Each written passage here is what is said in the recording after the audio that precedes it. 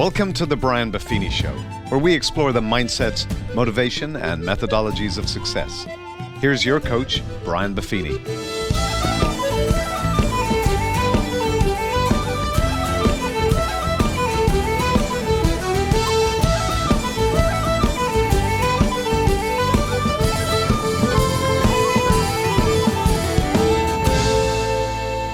Top of the morning to you, and welcome to the Brian Buffini Show. We have an incredibly special guest for you today. He's retired Naval Captain Charles J. Plumb.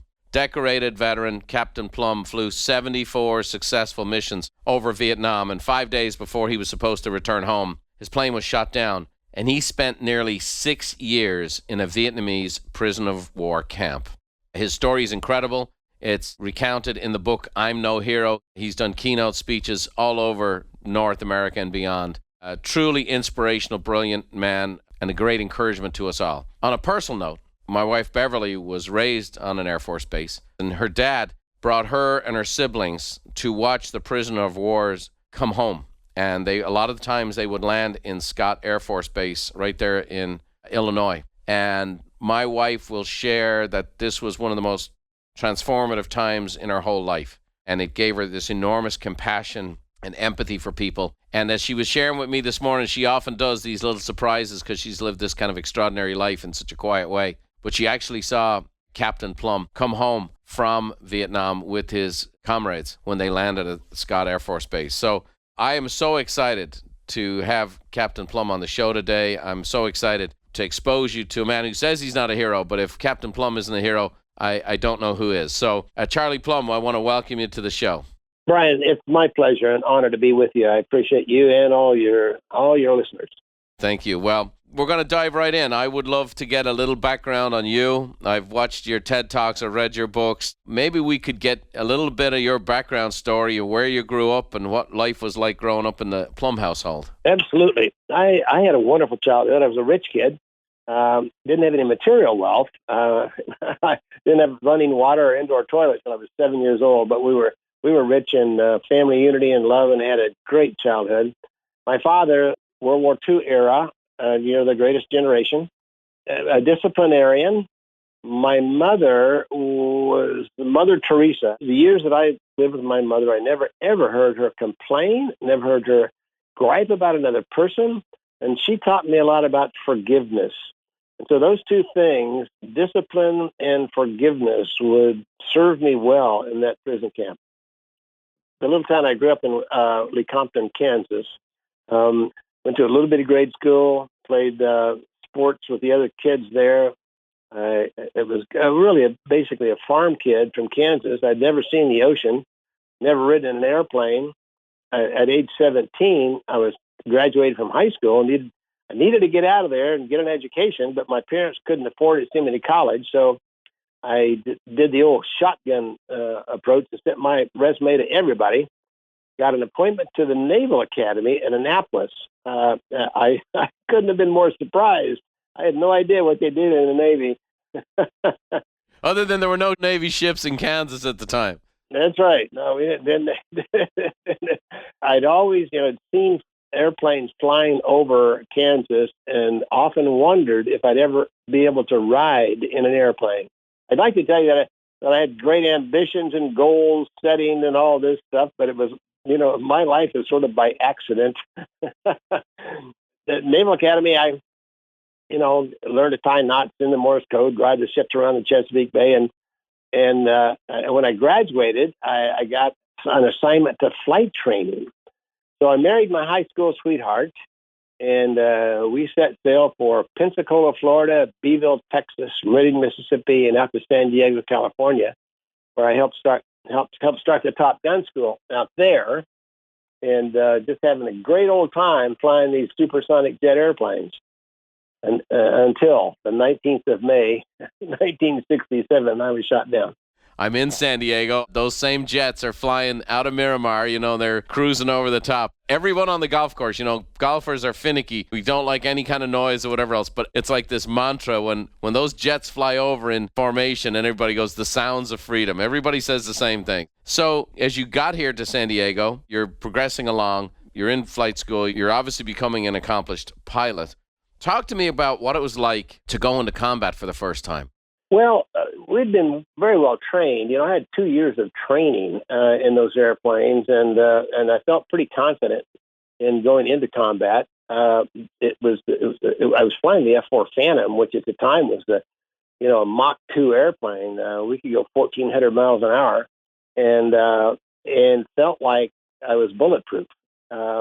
So I obviously, the adrenaline was flowing. Well, just to launch off an aircraft carrier, and then recover this big airplane, this fast airplane. You're trying to land on a little 300-foot runway, and so that in itself was exciting. But going into combat, I felt like I was pretty prepared. I was 24 years old. I had a pretty good career going in the Navy, and flying the hottest airplane in the world, and I couldn't have been prouder. And you talk about very well trained. I want to talk about that for a second before I get into the combat side of things again. You said you felt very confident. At the end of the day, the training is really where the confidence comes from. One of the things we see in a lot of our culture today is a lot of people who are not only a lot of anxiety, but a lot of insecurity. And one of the things I keep challenging them on is, we're going to get into discipline and forgiveness in a minute, but the discipline of the training and becoming better at what you do and better at your craft, better at life and getting that training, I think that's something that I've seen. So talk to me about the very first time you went into combat and what was that like?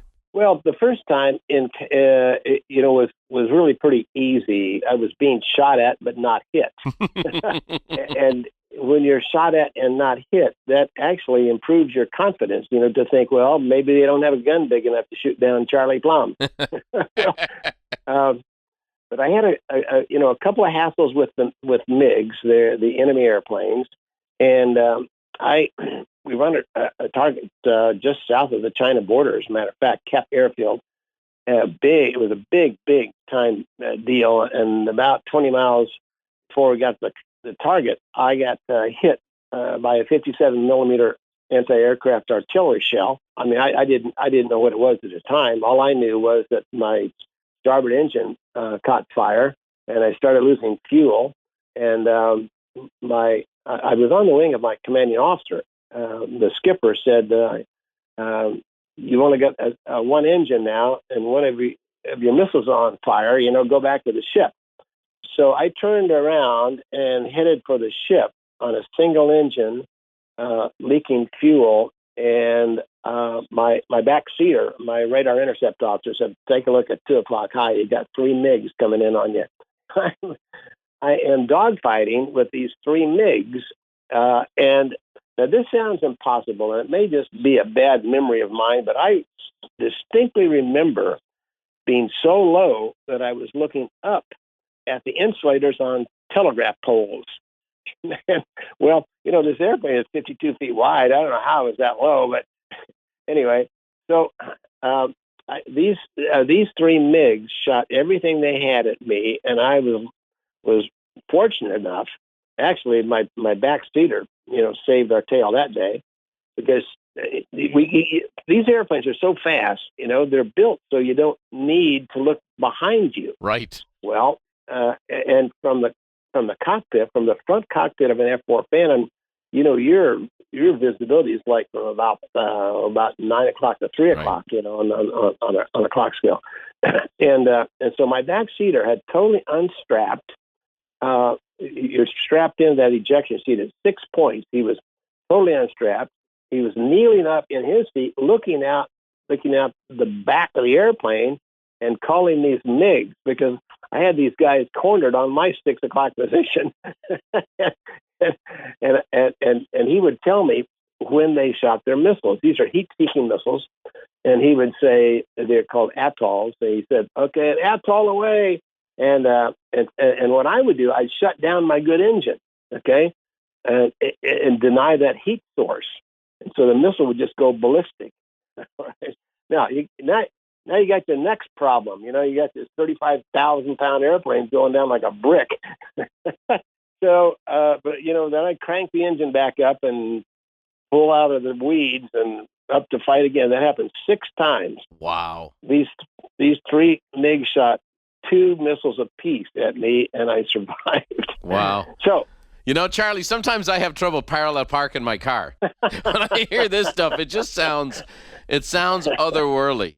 I'll be candid with you. Talking to you right now reminds me when I interviewed Captain Jim Lovell, and he was talking about Apollo 13. It was a very similar type dynamic. And they're like, yeah, well, we thought we had about a 50-50 chance of coming home, and we just did our job and relied on our training. And it's like, wow, that is the good stuff. And what number mission was that? well, that was about a month before I was shot down. I made it back to the aircraft carrier on a single engine. Wow. In fact, that was kind of funny because I was losing fuel. I didn't have enough gas to get back to the ship. They sent an airborne tanker out to me, and I plugged in to the tanker and took on another 3,000 pounds of fuel, and then landed on the aircraft carrier. And when I was really, really happy to be back safe and sound when I trapped on the aircraft carrier, and all these sailors were yelling at me and throwing rags and mops and everything because I was spilling fuel all over the deck of this aircraft carrier. Welcome home. By the way, you made a mess. Sometimes that happens to me when I come home. You know what I mean? You flew 74 successful missions. You're 5 days away from coming home. Tell us what happened a month later on that 75th mission. Well, it was another big airstrike close to Hanoi. At the time, Hanoi was the most heavily defended city in the world, was Hanoi, North Vietnam. And we were flying right into it. And this F-4 Phantom I'm telling you about was designed and built for the Cold War, okay? And we were to fly at high altitudes. In fact, I trained in an astronaut suit so I could go above 50,000 feet, shoot down the Russian bears. Well, and so it thought that we were so fast and so high that we'd never need an indicator to tell us when a SAM missile was locked onto us, okay? And so when the guys came back from their cruise and I joined them and asked them, hey, what do I need? They said, well, go down to Radio Shack, buy yourself a fuzzbuster. No. Because the frequencies of the Russian-built surface-to-air missiles are the same as the California Highway Patrol. Wow. No way. So here I am. Yeah, I got this little fuzzbuster, suction cup. I lick it and stick it on my windscreen. No run way. Little white wire down under my G suit and torso harness, under my oxygen mask, into my ear. I got a $40 million airplane being protected by a $29 fuzzbuster. Yeah, but you're not trying to avoid a ticket, right? You're trying to avoid the big ticket. Yeah, that's right. So the problem was there was no directional indicator. It only told me when the radar was sweeping and when it was locked on. And so that day, that close to that city, there were missiles all over the sky. And so I jinked this way and jinked that way, and I didn't even see the one that came up my tail and blew us out of the sky. So I ejected, my co-pilot ejected, and our parachutes opened, and we came floating down over enemy territory. And you're heading for the ground. Okay, I'm alive, but you're heading into something bad, right? You're close to Hanoi. You've heard stories, I'm sure, of other pilots, and now something is coming. You know that nothing pleasant is waiting for you when you land on the ground. It's a fact. And, I'm trying to keep my cool. I took a deep breath, let about half of it out, tried to calm myself and be extremely perceptive to everything around me, what was going on. I bowed my head and said a prayer for my new bride, and hoping that she would understand this because I wasn't coming home for a while. And as I'm descending, they're shooting at me with rifles and pistols, and I thought that was really unfair. They just knocked down my multi-gazillion-dollar airplane. I was trying to kill the pilot. I found out that when you're dodging bullets, it's tough to come up with a long-range plan. Yeah, right. No goals at that stage, right? Stay alive. Yep. So I sunk about waist deep in a rice paddy, and they were right on top of me. First of all, just farmers, peasants with axes and machetes, and so I had a revolver, a .38 caliber revolver. And 6 shells in it, and decided I could probably take out 6 of those guys, but there were 100 behind them. And so I surrendered. Not something a fighter pilot necessarily is trained to do. Right. So I was pretty much out of my element at the time. They stripped me of everything I had. They took my flight gear, my clothing, my personal possessions, and later they even took my name. And they gave me a name from their language just to humiliate me for the next nearly 6 years. Tell us what it was like. I mean, you were a prisoner of war. The fortunate thing about being shot down near Hanoi was that I wasn't dragged through the jungle for months, as some of the guys were. You know, the guys were shot down in the mountains or in Laos or Cambodia. Those guys, a lot of them didn't make it to the formalized prison camp, especially if they were injured.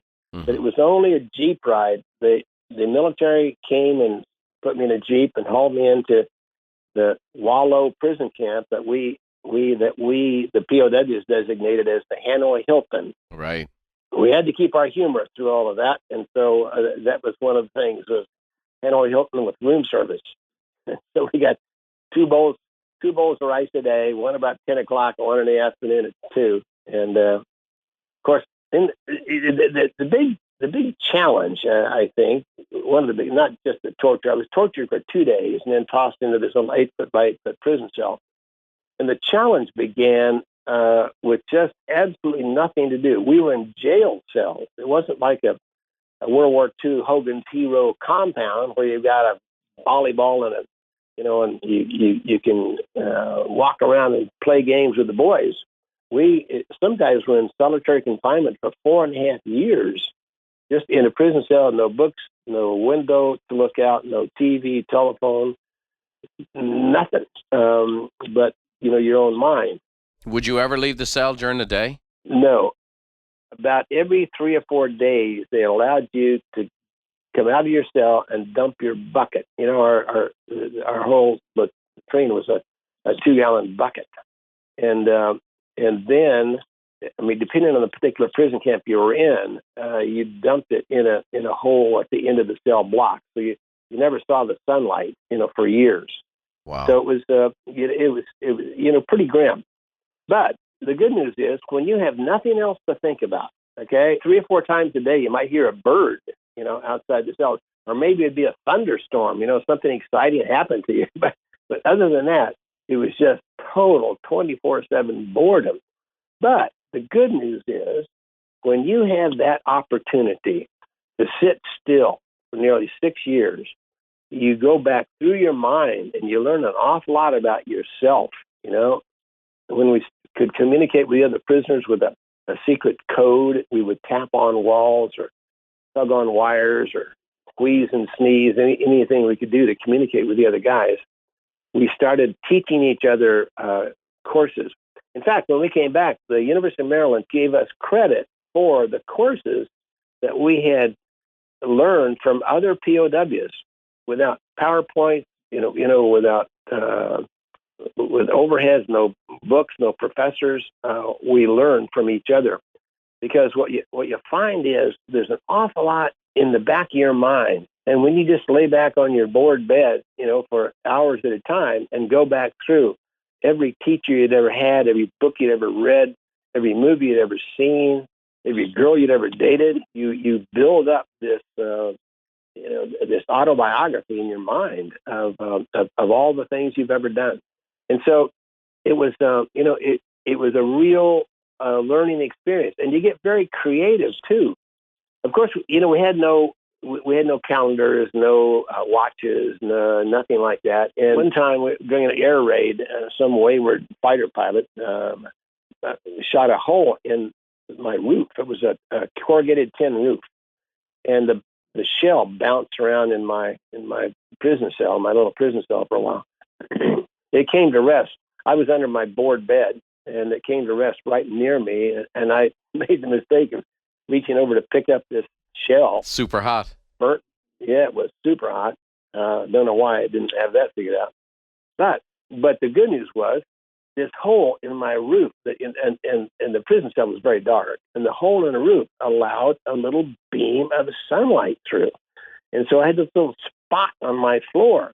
Well, it automatically became my clock because it walked across the floor. It also became my calendar because as the seasons changed, the azimuth of the sun changed, and so and occasionally, if it was clear on a moonlit night, a full moon, I could actually see a moon from there, which was really very interesting. Now I'd been a part of the astronaut program at the early stages. I'd taken physicals and tests and stuff, and at the time, all astronauts were fighter pilots, and so there were a bunch of guys in that prison camp that were really far ahead of me in the astronaut program.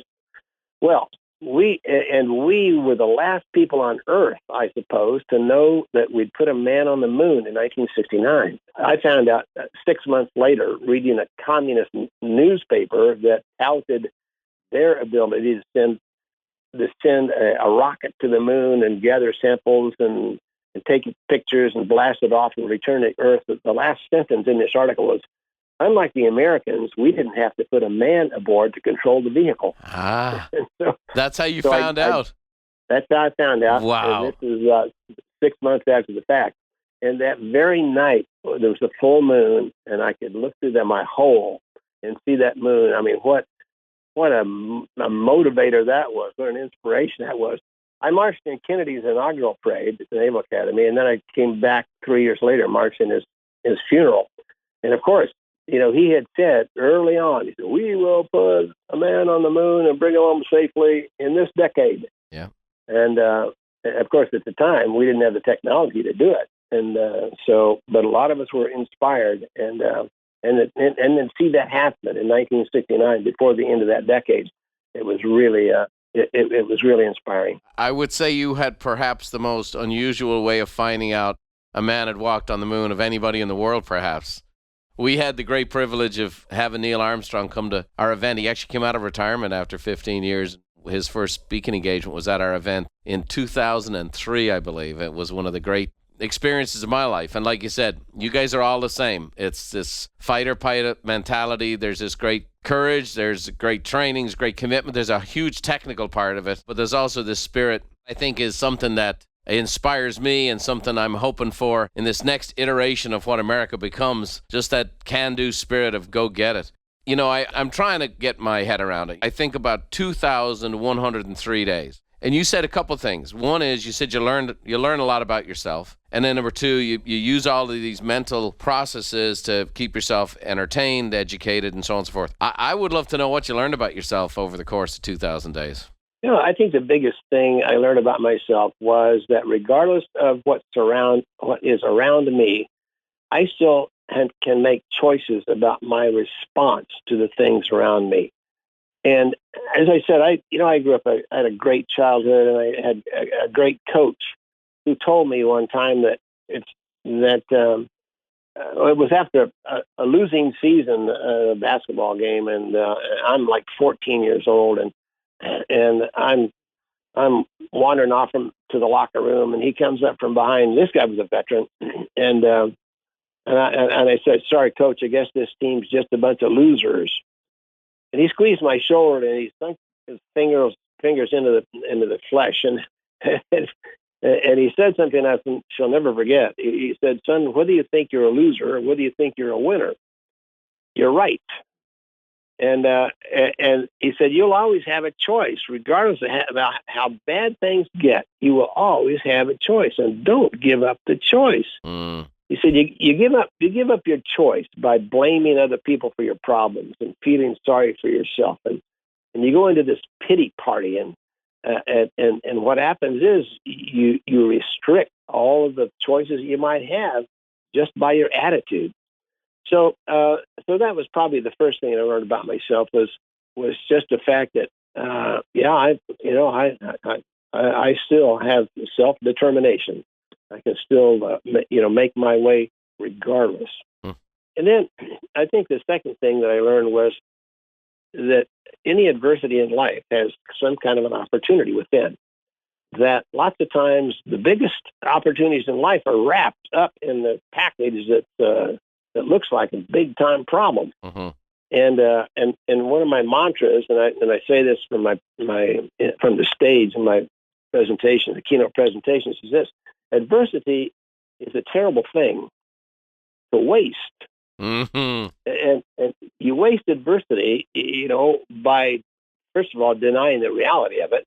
You go into the woe is me mode, and then you start blaming other people for the problem.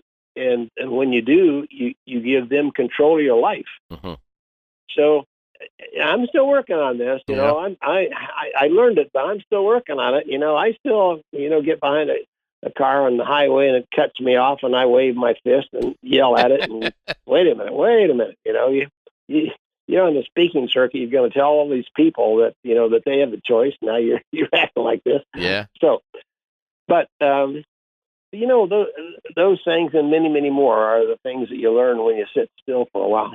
You must have had daily routines. I read the book, and maybe you could touch on that a little bit, because 24 hours a day, 7 days a week, coming out every 3 days to empty your latrine bucket, doing that for 6 years. I mean, I'll be candid with you.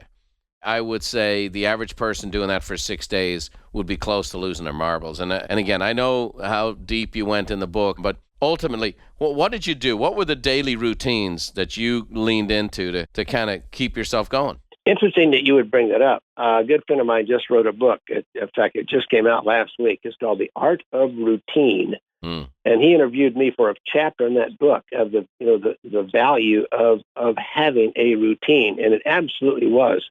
Now, we didn't have clocks, but that little spot on my floor would remind me of the things that I would do.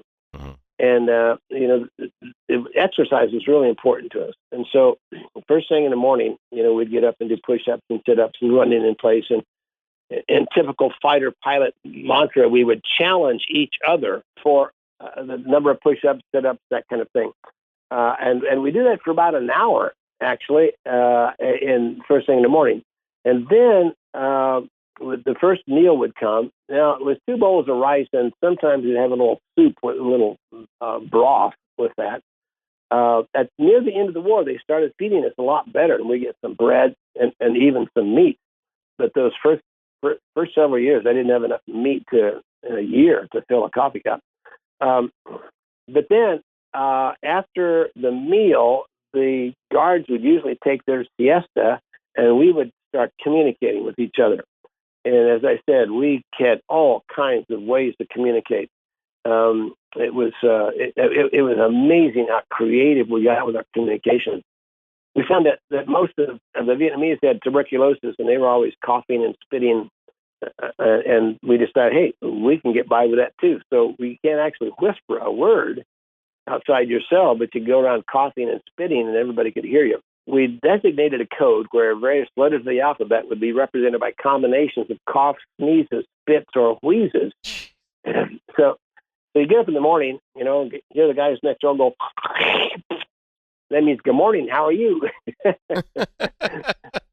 So wow. The conversation, the communication would end about roughly 2 in the afternoon when the second meal came, and then the evening was filled with showtime. If you had a roommate or 2 or 3 roommates, a guy would tell about a movie that he had seen before he was shot down, and it got very elaborate. The first time, in fact, Chuck Zukowski was a great movie teller, and I think the guy had a photographic memory but the first time he told Dr. Zhivago, it was about a 15-minute movie, but I was with him about 5 years later, and the movie was now like 3 hours, and the rating had gone from PG to X. He'd expanded on the story and gotten better at telling it. Yeah. That's wild. So, yeah, that's great. I look forward to reading The Art of Routine. Who wrote that, by the way? Dr. I, his name is Angel Iskovich. He's a medical doctor and a good one. And his point is that a lot of ills in our lives are caused because we get out of this bubble. And when we break the routine, then our body starts to break down. So it really is an interesting book. So 6 years, you're in the 8x8, the cell, the prison between your ears. That's really the one that you worked on the most. And I think there's a lot of people in the marketplace today that are struggling. They have total freedom, and yet they're in a prison in their mind.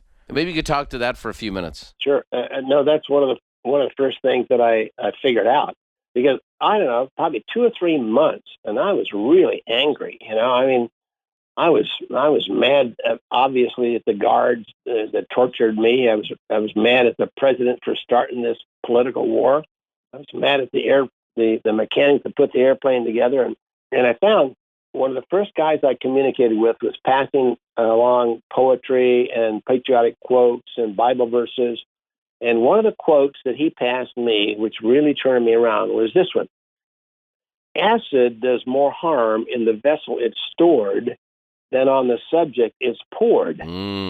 What that meant to me was, I can harbor all of this hate and discontent and acid, all this vitriol within my body, and it's not hurting the enemy. In fact, they're pretty happy about it. And so I need to get rid of this. I need to forgive, as my mother had taught me. And so about 3 months into it, I learned that the prison was not the 8 feet between the walls. It was the 8 inches between my ears. I was in this mental box, feeling sorry for myself, and this pity party. Woe is me. I'm a Plumb's little boy Charlie, long way from home. And I would talk to myself. Hey, grab your big boy pants. Pull them up, man. Let's get on with this war. So now the other part of that also was that it was really great to have good leadership in that prison camp. They turned it around for me. Jim Stockdale and Jeremiah Denton and John McCain. John is my flight instructor, as a matter of fact, and he was shot down just 5 months after I was. And these guys turned the whole thing around. In fact, Stockdale sent the message down: "We are not on the defensive. We are warriors, and we will pursue this war till our last dying breath." Wow. Now, I'm a 24-year-old lieutenant, junior grade in the military, and I'm looking at the 4 walls of this little 8-foot by 8-foot cell, and the rats and the bugs and the mosquitoes and all the stuff that's surrounding me, and I'm thinking to myself, wait a minute, I'm not on the defensive, Commander. Yeah, he was something. I actually met him. He lived in Coronado, Admiral Stockdale. I sold a house on his street, and he would come by every time I was holding an open house. He would come by, and man, it was like I would forget about the fact that I was trying to sell a house. He would start in on his stories, and he was a remarkable human being. That doesn't surprise me at all that he got you guys on the offense. It was amazing, and I've been to that house. As a matter of fact, I've had dinner with the Admiral and his boys, and in fact, I still communicate with his sons. But you're right.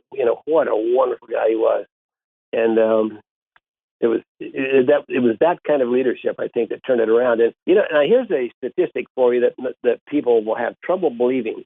A study was done 5 years ago of all the combatants, anyone exposed to the Vietnam War. 30.6% had post-traumatic stress disorder, PTSD. Of the prisoners of war, 4% of us have PTSD, and it's mostly the guys that were shot down near the end of the war and were only prisoners for a few weeks or a month or two.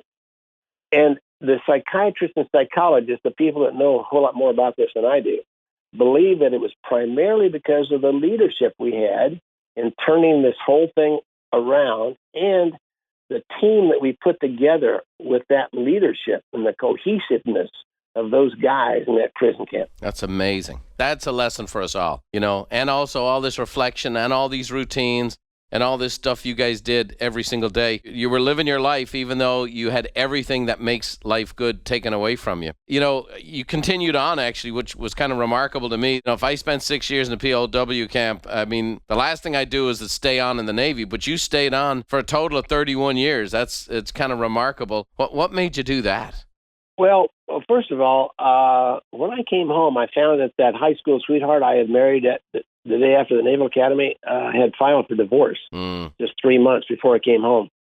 And I had pretty much lived my life planning to be back with her and planning our life together. And so I was kind of hung out to dry when I came home, and I felt like that I needed some stability. I needed something in my life. The Navy had taken pretty good care of me, had trained me, had an education through the Navy, and I still need to give back and serve my country. So. And of course, I love to fly airplanes. That gets in your blood and doesn't go away. And they were letting me fly some pretty nice airplanes. And so I stayed in the Navy, continued to fly. I flew A4s and A7s, finally F-18s, the ones the Blue Angels fly now. Right. So I've had I just had a great time in the Navy. But, just as you said, my first thought when I came home was, I'm not going to tell anybody about this. This is really a boring story of a guy that spent nearly 6 years in a little prison cell, and then a guy told me to write a book. Well, I was so hounded by so many questions, by so many people. I thought, well, I'll write a book. And when they start asking me questions about this, I'll hand them the book. Right. Well, I wrote the book, I'm No Hero, and it didn't work. The more people read the book, the more questions they had, the more they wanted me to come to speak at their meetings. And then I found this connection, between what I had been through and what people go through in everyday life. Right. My premise is that you can be in just as much of a prison, going through a divorce or losing your job or being diagnosed with cancer. You go into that little 8-inch prison, and so maybe I can tell folks how you get out of that. And so that's what I do in my keynote speeches around the country and the world is to talk to folks about resilience, and how you turn lemons into lemonade and how you do that, and it seems to connect. And you've done it well, by the way. You've done it well. And one of the stories I've heard you tell as we get ready to go into our final questions here is, this is sometimes, I think, like that bullet hitting in your cell and giving you a little ray of hope. I mean, for me, I view that as God's providence. A little kiss from above to go, hey, I still got you. You actually got a chance to meet at a Kansas City restaurant the man who packed your parachute. But maybe you could just share that story as we get ready to close here. It was beyond ridiculous. In fact, when it happened, it was just, one of those aha moments that you don't come by. It was in Maggie Jones' restaurant at the Landing in Kansas City, where I lived at the time. And we were going to the Starlight Theater there, but having dinner beforehand. The guy about 2 tables over kept looking at me, and I caught his eye, but I didn't recognize this gent. He stood up, walked over to our table, pointed at me with kind of a serious look on his face. He said, "You're Captain Plumb, aren't you?" I looked up and I said, "Yes, sir, I'm Captain Plumb." He said, "You flew jet fighters in Vietnam. You're a fighter pilot, part of that Top Gun outfit, shot down, parachuted in enemy hands. You spent nearly 6 years as a prisoner of war." I said, "How in the world did you know that?" And he finally broke into a smile. And he said, "Because I packed your parachute." Well, I was for a motivational speaker, I was speechless. Staggered to my feet, reached out a very grateful hand of thanks. He was the one who spoke. He came up with just the right words. He grabbed my hand, pumped my arm, and he said, "I guess it worked." How crazy is that? How crazy is that? I could talk to you all day. I could listen to you all day. But I have 5 rapid-fire questions, Charlie, that I ask everyone who's been on this, from sports stars to politicians to business leaders. And we kind of do this rapid-fire thing. No one really knows the questions. And I want to kind of throw a few at you here. So, number 1, what's the single best piece of advice you've ever been given? Probably the superintendent of the Naval Academy, who would stand up in front of the pep rallies before the football games, and he would say, "You guys can do anything you set your minds to do." And he was right. Apparently that's true. You spent 6 years proving it. What one talent or gift do you wish you possessed that you currently don't? I'd like to be able to play the guitar better. Everybody, it's music. Isn't it funny? We all roll our eyes at our mother when they wanted us to learn a musical instrument. And Those that persevered are the fortunate ones. What book has been most instrumental in your life, Charlie? Probably the Bible. I'm a believer, and I believe that if you look to the Bible for answers, you'll find them. Who's your favorite character in the Bible? Job. Oh, no, you're kidding me. I have a statue of Job in the front of my house. Are you kidding? I had a fire burn everything to the ground. We had a house fire in 2007, and every single thing in the property, the sidewalks, everything, things exploded, everything was gone. And the only thing that was left standing was this statue of Job, basically been honed a little bit more in fire, but completely self-standing. Now, I ask everybody this question: what's the one movie you watch over and over again? Probably Dr. Zhivago, I'm guessing, after to see if it lived up to the X-rated billing. But what's the one movie that you watch over and over again? Probably Top Gun is one I've seen more than anything. There you go. Well, you're going to get a chance to see a new one here very soon. It was filmed right here in San Diego, and they've been holding off releasing it since the pandemic, but that'll be great. A last question I have for you, kind of a new question we're introducing here to our audience, is we're really focusing on the good life. And what does the good life mean to you? I think the good life, to me, means a life of service. I'm of the belief that if you help enough people get what they want, you can have a very successful life. And I think I think that works monetarily as well. I think in business, and so I try my best to be a servant leader in all that I do, and put more emphasis on the people than the process or the product. Mm-hmm. And if you can do that, I think you live a good life. Amen. Amen and amen. Well said, well done, a life well lived. Captain Charles Plumb, you've been influencing people for a long time. You've been inspiring people for a long time with your books and your talks and your message. And so it's been such a great privilege to have you on the show today. And I know that so many people are going to be inspired to maybe get out of that 8-inch prison cell between all of our ears, to break out into proper routines, to keep our choices alive, and to make decisions where we can see adversity as an opportunity, get off the pity pot, and go pursue the good life. So thanks so much for joining us today. It's been a real privilege.